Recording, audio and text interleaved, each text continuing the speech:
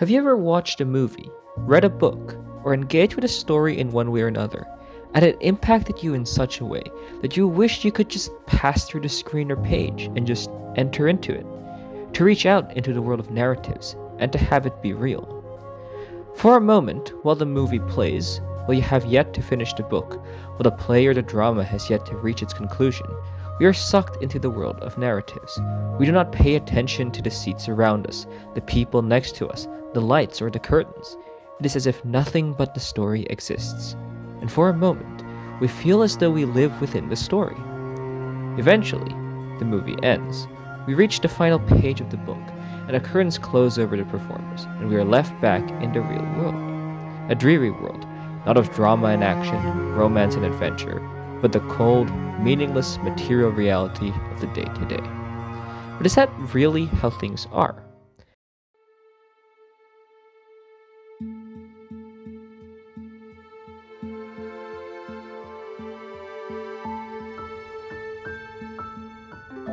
Imagine for a moment that you are in a room with chairs scattered all over and a bunch of empty tables at the corners. Imagine that your goal at the moment is to sit at a table to do work. If that is the case, then all of the chairs in the room present themselves to you as opportunities. They take on a positive meaning as a potential means to accomplish your goal. On the other hand, if there was a fire and you needed to get out of the room, all of the chairs are now obstacles and take on a negative meaning insofar as your goal is concerned. You wouldn't even really see chairs. The way you'd process the room would leave all the chairs as obstacles. The fact that they're chairs is largely irrelevant. The object is the same, but you experience and see it differently. Now, what does this have to do with stories? One may be tempted to think that the world we live in is meaningless and just a place full of objects and materials. However, this is not how you experience reality. You do not experience it simply as a place of objects. Instead, just as Peterson argues, you see the world as a place of meaning. What you see, how you see, and even whether you would actually see something or not is dependent on what it means to you in that moment. You probably can't remember the color of the floor from the room you were in 3 hours ago, whether the last carpet you stepped on had a pattern, or the hairstyle of the person sitting in front of you on the bus today. These things are not merely forgotten, for even in the moment, while you see them, you don't see them. They do not register. It is as if they aren't even really there. Things appear to you, and you experience them according to what they mean to you.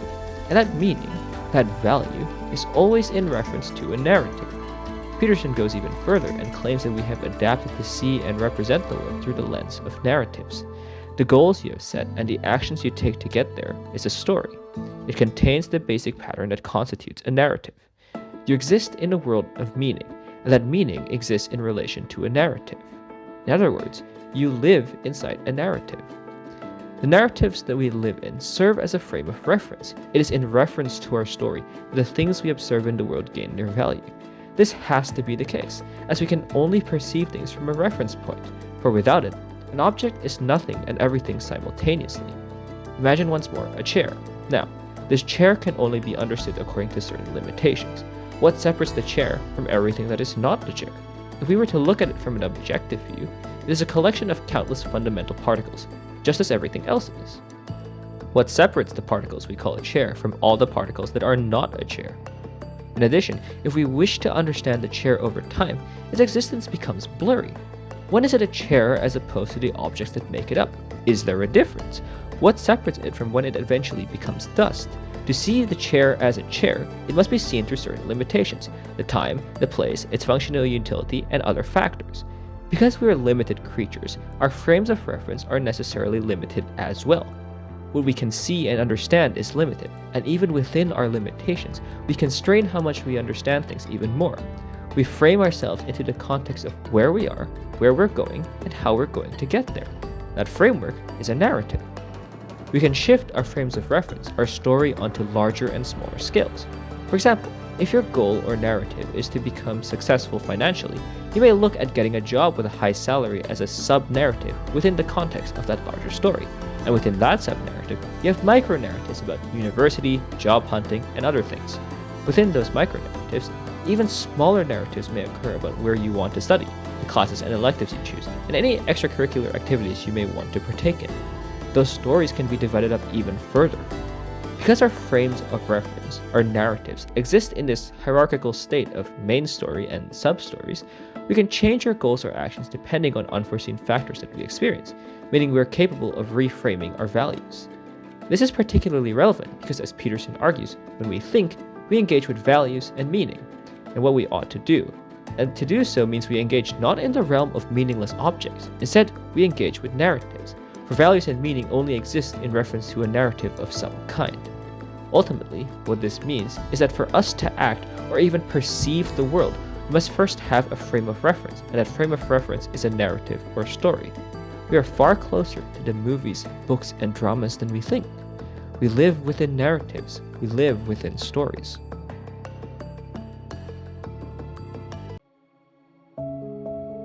But our lives are not the stories that we engage with. And quite frankly, we often are more concerned and interested in the stories of fiction than we are with the story of our lives. This raises the question as to why we even care about these stories. We already live in a narrative. Why would we bother with any other story? Peterson likens stories to a map, as they are both points of reference. This applies not only to narratives we live in, but also to stories in general. Beyond our narratives, stories also convey to us a dramatized conflict and tell us why certain consequences happen. Jonathan Pageau says that all stories can effectively be mapped onto the structure of a problem and the answer, or the failure to answer. Peterson also points out that stories tell us what to do when we encounter certain things. Essentially, stories tell us about problems and how they are faced. At least part of why we pay attention to all stories of all kind is because we all have problems and struggles to deal with. And the narratives we live in aren't perfect. They might not be well equipped to face the problems that lie before us. We can't always tell what the consequences of what we do are. Our frames may be missing something. But by looking at the stories of others, particularly of people who have succeeded in resolving their problems, we may engage with a pattern of behavior that allows us to succeed with our own problems. However, one can argue that this doesn't explain very much at all. Sure, listening to my cousin explain how he found his missing sock may help me find mine. Or on a bigger scale, listening to how my father became successful may point me towards how I can succeed in my own life. It doesn't seem to make sense, however, how paying attention to the stories of knights slaying dragons, of how puppets become real boys, or how a teenager who got bit by a radioactive spider then defeats costume villains can help us. We don't experience those things, and quite frankly, many stories feel rather random. The details feel arbitrary, and we can't expect to learn much from stories that depend on arbitrary occurrences. But stories are not arbitrary.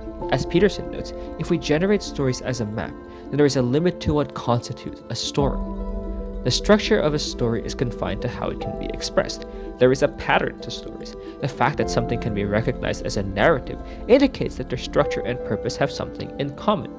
Going beyond that, stories have narrative patterns. Certain things happen in specific ways constantly in stories, and certain tropes and objects will appear in different stories in similar ways. Psychoanalysts have been able to analyze stories and their content and draw out similarities between different narratives that aren't necessarily related to one another. But these patterns aren't always put there intentionally. Rather, it seems that writers end up expressing these ideas without consciously knowing. These patterns seem to be the result of unconscious thoughts. Freud was one of the first people who explored the idea of the unconscious, and that it contained meaning. In particular, he believed that dreams, one of the products of the unconscious, contained meaning. For Freud, unconscious thought, expressed through symbolism, was largely about sexual content, and the reason it existed was due to repression. We find certain ideas problematic for various reasons, so our minds try to hide these thoughts from us, and thus take on the form of symbols. Their true meaning is held unconsciously. One of Freud's students, Carl Jung, spent his life studying the unconscious. Unlike Freud, Jung didn't believe that the unconscious thought appeared in symbolism due to repression, as if our minds knew and understood the content of the thought, but that symbolism is the only way for the unconscious to express its ideas, because the real thought is too much for us to handle.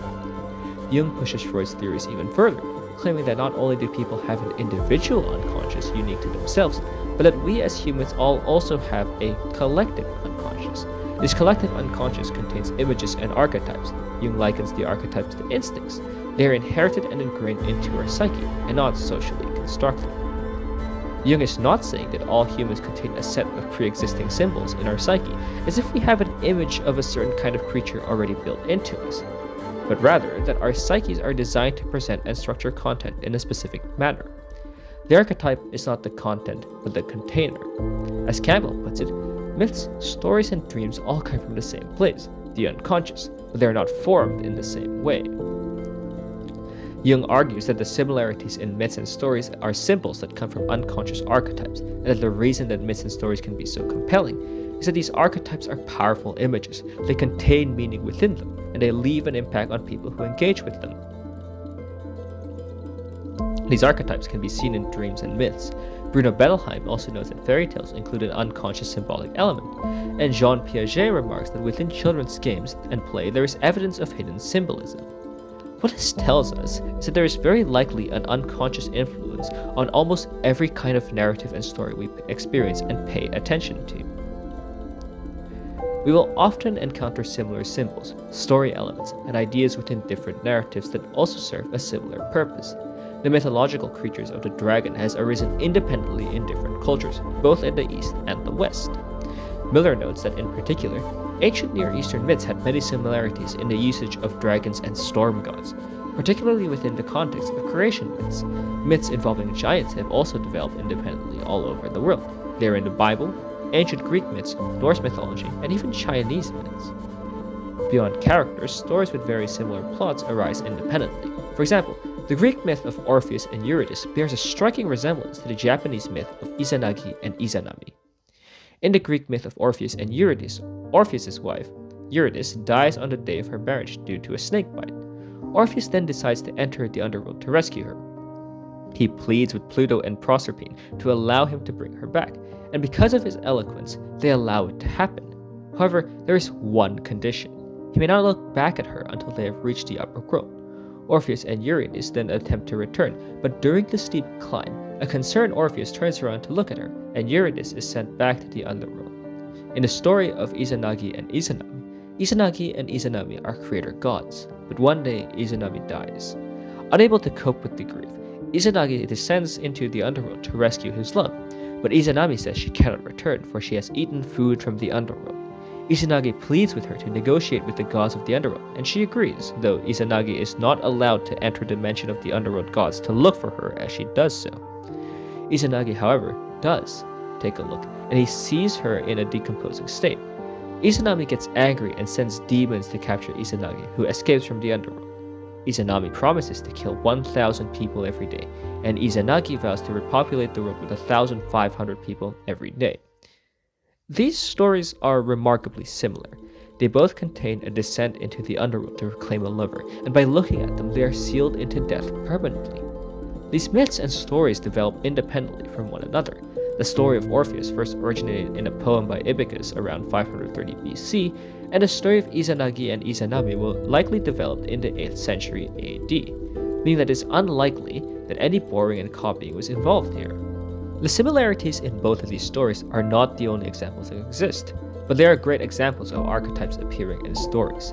These stories are quite different, but while Izanagi, Izanami, Orpheus, and Eurydice are different considering their characters and histories, the methods by which they see each other, the escape and the emotional significance of their parting, the shape of the story, the essence, the defining characters of the narratives are more or less the same.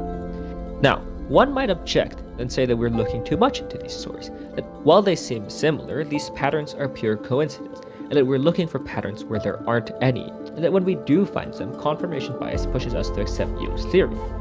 Piaget similarly critiques Jung and says that Jung's theories are better explained by other theories of human psychic development.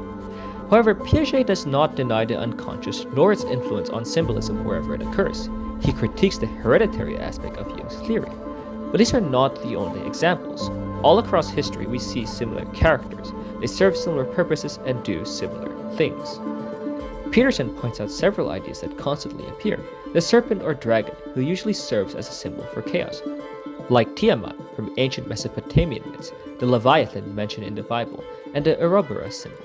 The Great Mother in both the positive and benevolent forms, like the Catholic and Eastern Orthodox conception of Mary, or Isis from Egyptian myths, and the negative and destructive form, like the figure from later Jewish folklore, Lilith, or the many evil queens and stepmothers from fairy tales.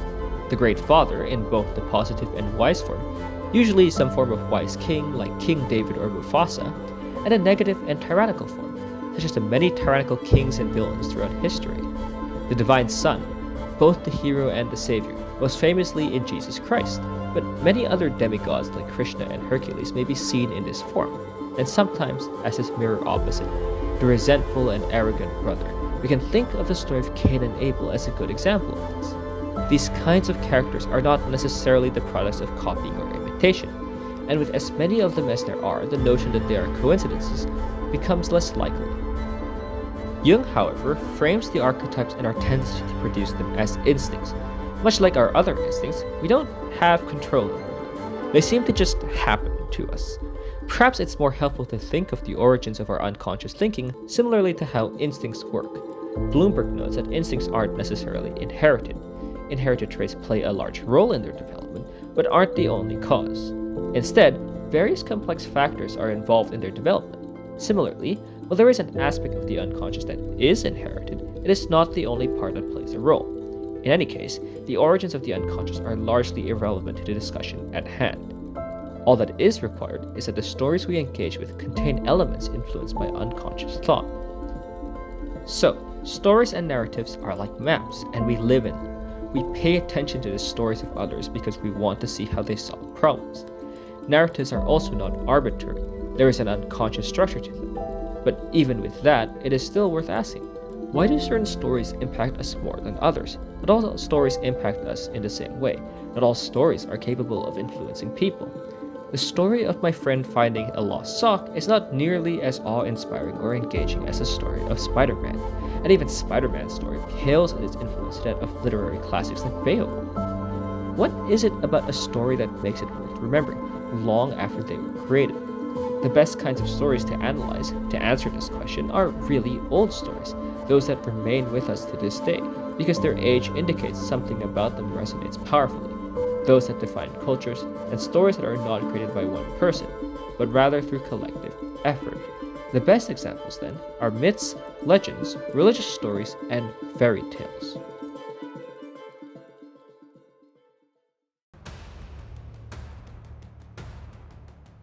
People tend to be rather dismissive of myths, as we tend to believe that they are simply explanations of the natural world that have been disproved.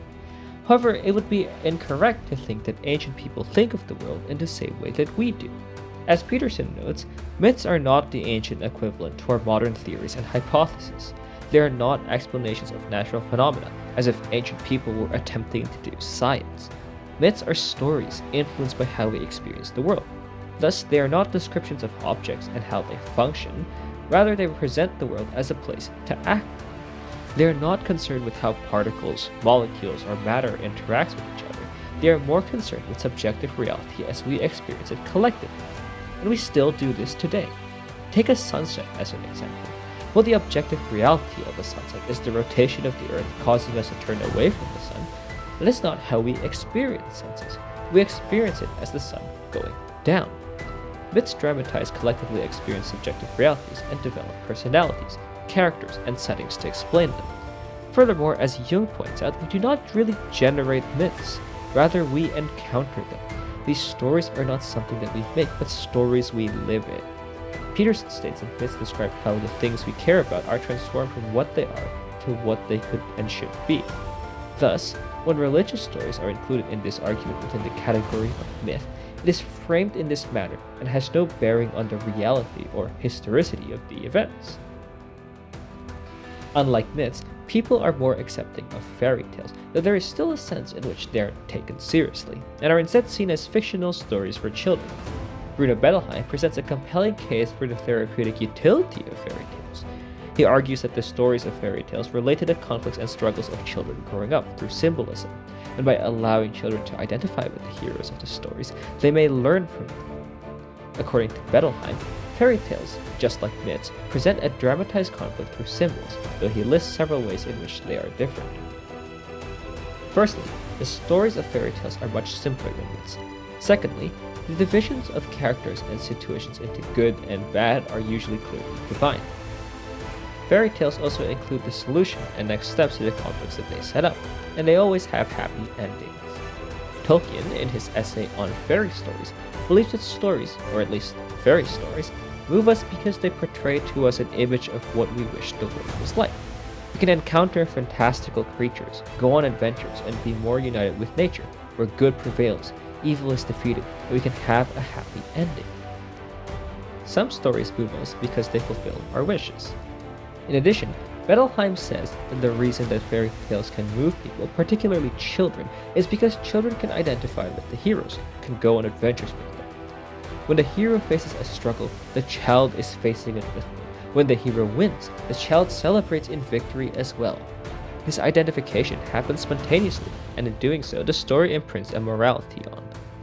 But for identification with the hero to be desirable, something about the story must be enticing as well.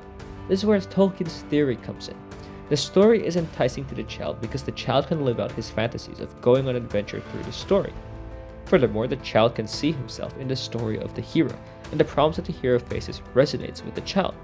Since the story describes a problem and its response, and a child wishes to solve the problem, and a solution to the problem is something desirable as well, the fact that the story contains a solution is also an aspect of the wish-fulfilling quality of a story. Of course, Bettelheim is primarily interested in fairy stories, specifically in the context of children. But Tolkien argues that there is no special connection between fairy stories and children, that adults are perfectly capable of engaging with these stories just as well. Bettelheim's work is primarily focused on how the symbolism of fairy stories map onto childhood experiences. He explains that many fairy stories like Snow White and Sleeping Beauty contain symbolism related to puberty and growing up, and stories like Goldilocks and the Three Bears are symbolic of the relationship between siblings. However, as Pajot notes, symbolism occurs in a fractal structure, meaning that symbols don't necessarily only contain one underlying meaning. They may relate to reality at multiple different levels. This is similar to Piaget's notion that symbolism often contains both a primary and secondary meaning, though Pajot takes it to a completely different level, going beyond just two possible meanings. What can be understood from this, however, is that while the symbolism of fairy tales may be about struggles that children face, they are about so much more than that. A good example of this can be seen in comparing Pajot's work with symbolic interpretation, particularly with Snow White with that of Bettelheim, who will serve as a representative for standard psychoanalytical thought. Bettelheim, like many psychoanalysts, tend to reduce the symbolic interpretation of stories to sexuality, and thus he interprets Snow White as being symbolic of puberty and a girl's transformation from childhood to adulthood, dealing with growing up and her struggle with a jealous mother. In the animated movie, the evil queen only gives Snow White a poisoned apple, but in the original tale, she gives Snow White 3 gifts: a corset, a comb, and then the apple. Bettelheim views these as Snow White's development out of childhood. The corset represents entering adolescence, the comb represents vanity and awareness of her beauty, and finally, the apple represents the sexual and erotic aspect of herself. As she eats it, she loses her childhood innocence. To Bettelheim, the story represents the struggles young girls face as they grow up, and a reminder that physical maturity does not necessarily mean one is ready for adulthood. While Pajot does not inherently disagree with Bettelheim's interpretation and agrees that puberty and the development into adulthood is an aspect of the story, he points out that the problem with psychoanalysts looking at stories from the lens of sexuality is that it limits our understanding of the stories, and argues that they are so much deeper than that. With regards to Snow White, he argues that it discusses self-awareness and how it's related to death. Pajot points out that the gifts from the queen can be seen not just as developmental stages in childhood, but as a temptation to be aware of her beauty. The corset and the comb supplement her beauty, and the apple, referring back to the story of the fall in Genesis, represents self-awareness, the knowledge of good and bad. The queen's temptations are symbolic of a girl's awareness of her beauty and the danger that comes with it. To be aware of one's beauty is one way of being aware of one's strengths, the knowledge of good. And with the awareness of one's strengths comes the awareness of one's weaknesses as well, the knowledge of bad. This awareness of weakness is the root of jealousy and is the same problem that plagues the queen. She is aware not just of her beauty, but her lack through Snow White. This breeds jealousy and resentment. The conclusion of Snow White is a resurrection from the death caused by this temptation into self-awareness, meaning that she escapes from the cycle of the evil queen and the awareness of one's beauty. The structure and pattern can apply to children and adolescents, as Bettelheim's work has pointed out. but also to people of all ages and times, as Pageau's work indicates. So, fairy tales, myths, and religious stories all contain a symbolic structure that help us explore a problem and their solutions. Any commonality, then, in the solutions proposed by these stories, and by extension any kind of story, points towards the essence of problem solving. When a story is capable of symbolically talking about multiple problems, it contains the essence of the solution to that set of problems. There is a common factor in the problem and their solutions. The solution presented then is the condensed image of the behaviors and characteristics that allow people to solve this kind of problem. Therefore, if there is a common structure to these kinds of stories, which deal with many different problems in many different ways, that structure would tell us the essence of the behaviors and characteristics that allow people to solve problems as a whole. In other words, if there is a pattern to these kinds of stories, that pattern is the answer to how to solve problems. Going even further, the common factors between all the characters who are capable of solving these problems show us the qualities, behaviors, and actions of the kind of person who is capable of solving problems. Not just specific problems, but all possible problems. That figure in myth, in fairy tales, and stories is the hero figure.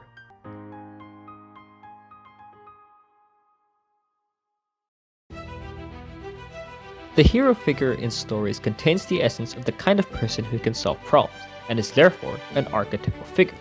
As Campbell notes, the point of the pattern of the hero is to present to everyone, regardless of time and place, the general pattern by which we ought to conduct our lives. People do not need to be told to follow or imitate hero figures. As Biddleheim has pointed out, children will instinctively identify with the hero character. Peterson says that we want to imitate heroes, or more precisely, we want to imitate the qualities that make heroes what they are. Piaget attempted to study young children to better understand human psychological development. An aspect of his theory of play includes imitation, and according to him, imitation occurs as a means of learning through assimilation, which is essentially the attempt to understand something and integrate new knowledge. Children imitate things to act out something new to them, so they may be able to understand it better. While Piaget was focused primarily on young children, the essence of his theory may hold some truths that still apply to people of all ages. In the context of the hero character, the imitation of a hero, then, is the attempt to understand and integrate the qualities and behaviors of what makes someone a hero into ourselves, so that just like the hero, we will be capable of solving our problems. So what then is the pattern of the hero? Peterson says that the pattern is one of voluntary confrontation with the unknown and the generation of something new through that encounter. However, for a more in-depth analysis of the pattern, we will turn to Joseph Campbell's work in The Hero with 1,000 Faces. The pattern that he lays out goes as follows. The hero's journey starts with the call to adventure. The hero figure is presented with an opportunity for an adventure. He is dragged out of what he knows into the unknown. For Campbell, this represents the start of a transformative journey. Here, the hero may choose to reject or follow the call. If he rejects the call, he forfeits his right to the adventure and becomes a victim who needs to be saved. He fails to transform and is instead someone who causes problems for both himself and others. But if he chooses to take his calling, he may encounter a figure of protection or some form of supernatural aid. Now equipped to face the dangers that lie ahead, the hero will have to journey into the unknown. He often encounters a guardian first, and once he gets past, he enters the unknown. To enter into this state is likened to a rebirth. Thus, often a hero is depicted as dying or succumbing to the dangers he must face. This may take the form of being swallowed or eaten. But the hero's journey does not end there. He instead finds himself in a bizarre world. The creatures that inhabit this place are monsters or bizarre. Here he must go through a set of trials. It is here that the hero assimilates his opposite by swallowing or being swallowed. In doing so, the hero becomes whole, or develops where he once was weak. In doing so, the hero has transformed. Often a hero is joined to godhood, which for Campbell represents the divine state one achieves when he goes beyond his ignorance. To move beyond our ignorance, and to live in an egoless state, is to look beyond ourselves and to live a life of simplicity, valuing not just ourselves, but those around us as well. The hero's journey often also includes marriage, or the reunification with the father. These images represent the hero's development into a whole figure. Marriage, according to Campbell, represents a mastery of life, while atonement with the father, as Peterson notes, is to integrate oneself properly into tradition and history. For Campbell, this represents the attachment we have to our ego. The hero, after completing his journey, gains a reward of some sort. This reward is always adjusted to the circumstances the hero faces. Once the hero receives this gift, he must return to the world with the gift that he has obtained, to share it with others. Some may refuse this return, but if they do not, they return either with the blessing of whatever power sent them on the quest, or they must flee while being chased, often tossing items to slow down their pursuer. If the hero returns, he must face the world as it is and renew it with his gift. The hero becomes a master, and this may be depicted through the ability to pass between both worlds. Campbell's theories are not without their criticisms, and looking at this framework that Campbell lays out, it may be easy to think of various stories where this pattern does not apply, to argue that it only works with a very limited set of stories, and to therefore dismiss his theory, or to think, well, that might be an interesting theory and it has some neat applications, but it doesn't apply to me. But to do so would be to miss the point. While it is true that Campbell believed all stories would fit this pattern, and it may be demonstrable that there are stories that do not, but by and large, great stories of history do match the pattern. They do contain the hero's journey. The mere fact that not all stories fit into this pattern does not matter that much, for not all stories move us, and not all stories are remembered. But those that do, the stories that we continue to tell ourselves over and over, hundreds, maybe even thousands of years later, contain something that we all value. Furthermore, even if it proved as a defeater for Campbell's argument, this does not pose any problems for the overall argument here, as the question is not why we care about all stories, but stories in general. Not all stories are good stories. Another argument people may lay against the validity of the hero's journey pattern is the genre of tragedy. It's not exactly obscure, and they've existed for a very long time. Bettelheim even says that myths tend to be tragic.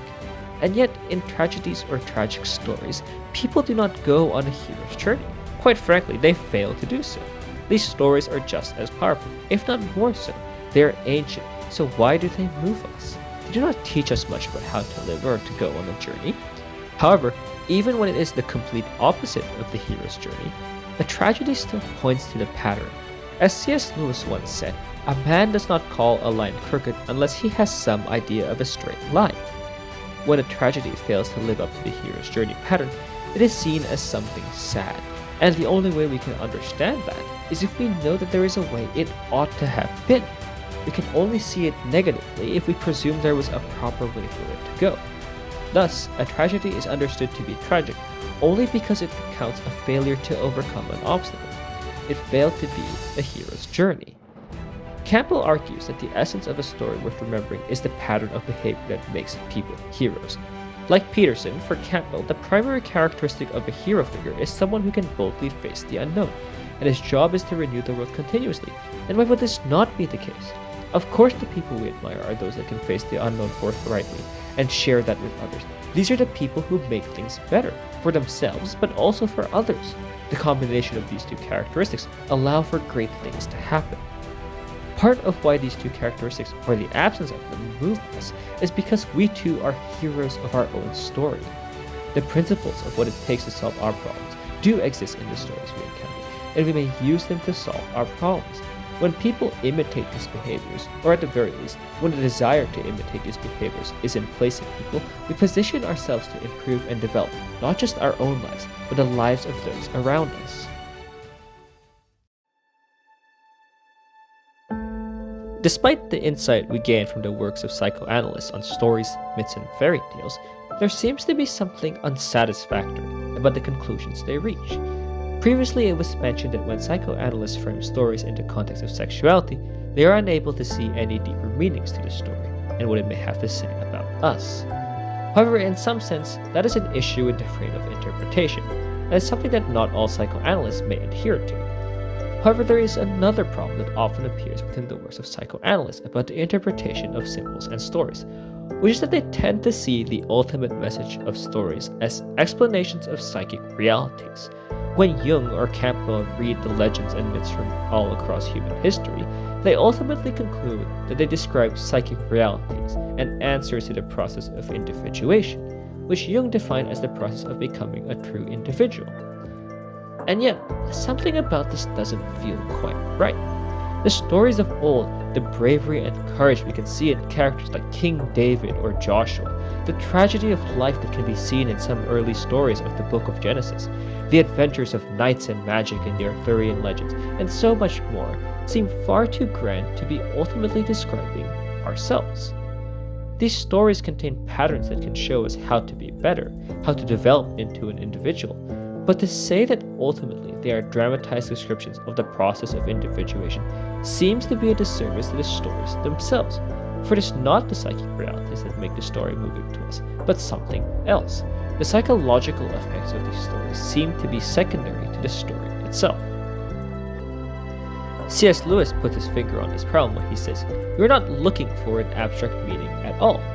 If that was what you were doing, the myth would be for you no true myth, but a mere allegory." While he was specifically talking about myths, it can be applied to stories more broadly, as he was talking about people reading myths for enjoyment, and most people do the same for stories in general. He rightly points out, as Bettelheim did, that the stories are not about the abstract meanings or psychological facts we can draw from them, though they are there. When a story ceases to be a story and instead becomes a lecture, a statement of facts, it loses its impact. The story must be a story to move us, and so a theory like Jung's of why a story takes a certain form is ultimately an abstraction. It's a useful, informative abstraction, but it cannot be more fundamental than the story.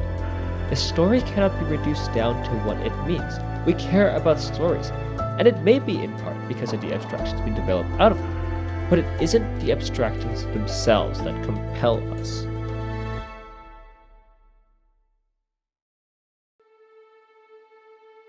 So, we live in stories, and we pay attention to other stories because we may learn from them.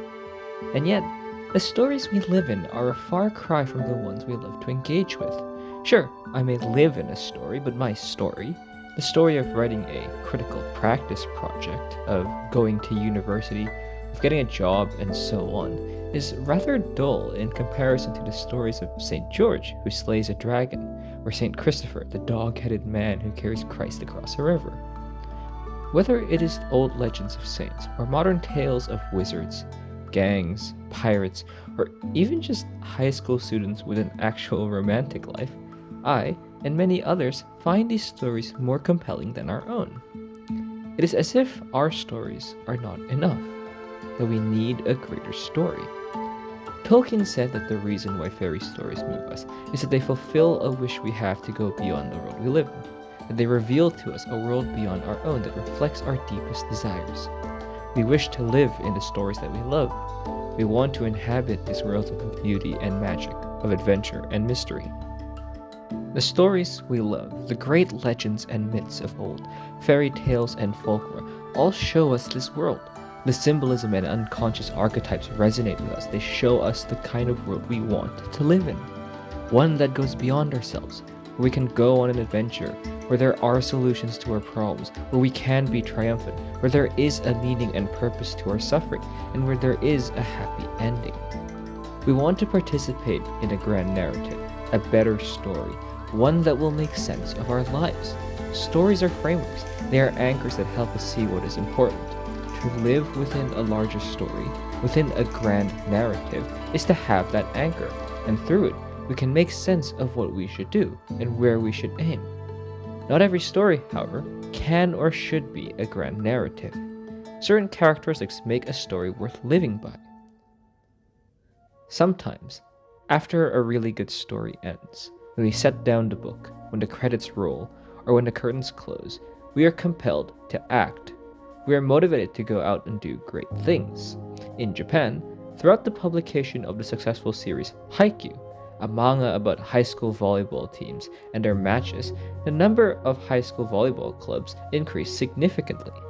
Many have cited Haikyuu as the inspiration for why they chose to pick up volleyball. Any great story, any story worth talking about, evokes something in people. It makes us want to go beyond the story and to live it out.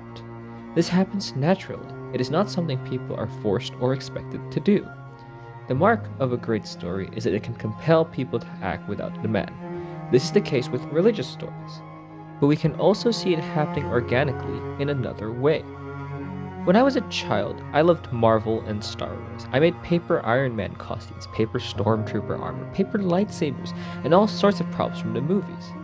I loved acting as though I were the characters I loved, and I'm not alone in this. Throughout comic conventions all over the world and all across social media, people from all over the world are cosplaying. All over the world, people are wearing costumes, dressing up, buying merchandise and items that represent not just the stories that they love, but the characters that they love. They're imitating the characters that impacted them, the ones that have imprinted something on them in a very immediate way. They have been touched by a manifestation of the hero that Campbell and Peterson talk about, and are compelled by them to live out the pattern that they have unconsciously understood, to extend the narrative road into the objective. Sometimes we come across a story so profound, so engaging, that once we have finished, we wish for nothing more than to be able to reach our hands into the screen and to drag out the world we have just experienced, to pull the page upwards into reality, to open the curtains and drag out the characters, to bring them out of the stage into the objective world, to let the narrative and objective worlds intersect. We wish to widen the small glimpse of the world we just witnessed and map it onto reality. We want nothing more than to live and participate in the story. And you can. You can have it all. You can have your adventure. You can slay dragons. You can cross the ends of the earth, find the Grail. You can live in a story like the ones you love.